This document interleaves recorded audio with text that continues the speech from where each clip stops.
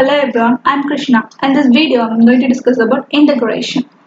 Integration is the inverse process to differentiation. So, some people call it the anti-differentiation. In the differentiation, we have to do multiply the power value front and then you have to subtract the 1 from the power. But here, we have to do increase the power value or we have to add up 1 with the power and then you have to divide the whole with the power value. For that, we have to use a general rule. I have to take the integration of a x power n. So, for the integration, we have to use a general rule which is, here I have to show the general rule for the integration. So here is that I have to take the value which is a x power n. So simply I have to write the ax and I have to add up the power value 1 and then I have to divide the whole with the new power value. And finally, I have to add up the constant value in it. So here you have to remember that n value which does not equal to the minus 1 because if it equal to minus 1, so if you add up it, then the value will change is 0. If any value was 0 in denominator, then the whole value will be infinitive. So it does not equal to n power minus 1. Okay, now we have to move on a simple question. For example, I have to integrate the x squared of dx value. So, the same. First, x squared value, I have to add up 1 from it and I have to write the denominator value which was in power. So, the value changes x cubed over 3.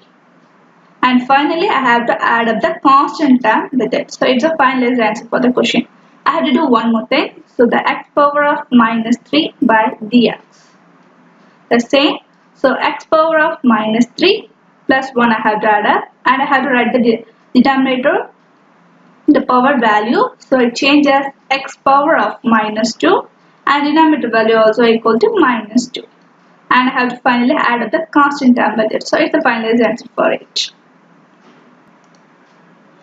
Now I have to integrate the x power of 4 plus x power of 3 with respect to dx. So first I have to separately write it like this.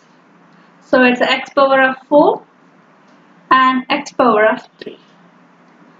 So the first one, the value will be changed as x power of 5 over 5 and second value I change is x power of 4 over 4. And finally I have to add up the constant value with it. Okay. Integrate 4x cubed plus 7x power minus 2 respect to dx. First, I have to separate it as 4x cubed plus 7x power minus 2. So the first one is a 4 times of x power 3 plus 1 over 3 plus 1. And the second one, it changes 7 x power of minus 2 plus 1 over minus 2 plus 1.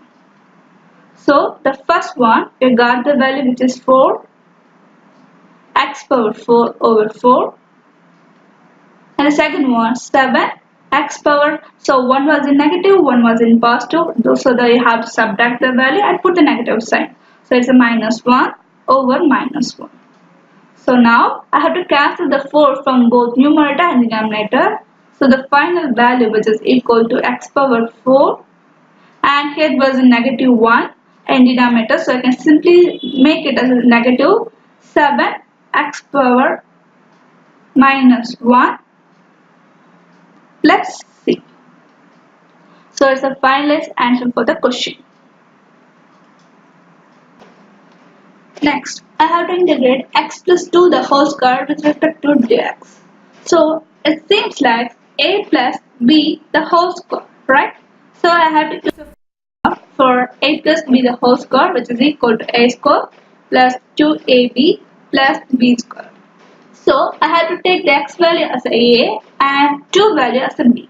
So x plus 2 the whole square which is equal to x square plus 2 times of x times of 2 plus 2 square.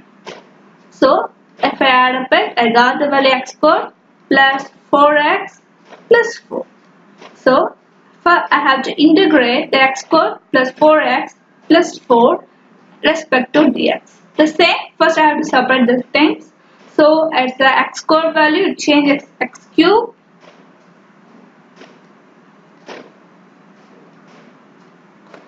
So the x squared value changes x cubed over 3, and the second value will change as 4x squared over 2, and the third value is simply 4x.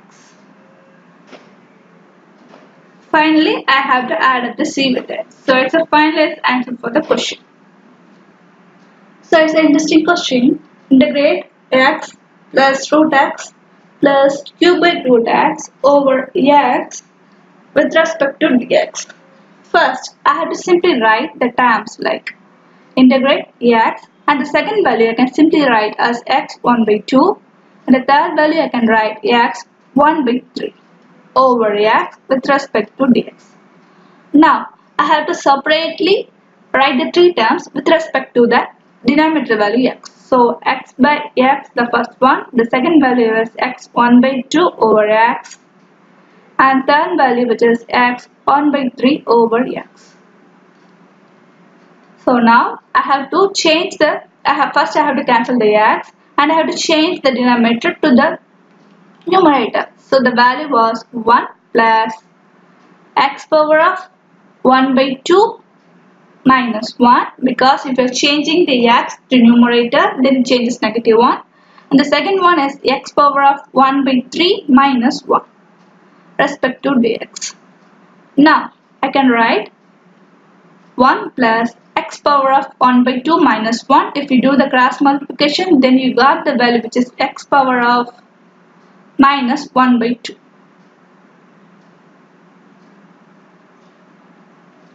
And the second one changes x power of minus 2 by 3 over dx.